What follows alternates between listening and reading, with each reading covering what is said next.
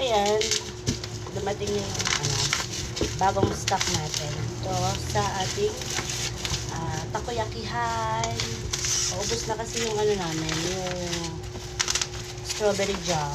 Tapos, yung syrup namin na strawberry. Tara.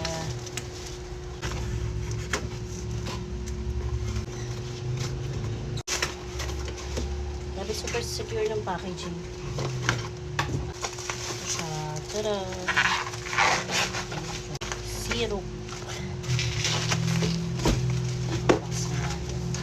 Ito yung yung ginagamit namin. Tsaka subok na syrup na dito sa namin. Bango talaga yung pabango yan. Tara. Di ba naman nagpabango? Ito na yung mabango. Natural yun. Sa akin. Ayan, yung strawberry jam na Enjoy. Tsaka blueberry syrup ng Enjoy. Ayan. Tapos, ang bango mo talaga. Pag pinagpapawisan lalo bumabang. Eh, ganun talaga yung pawis ko. Mabango yung pawis. Sabi rin ng mga Naririnig ko, akala totoo. Video yan eh.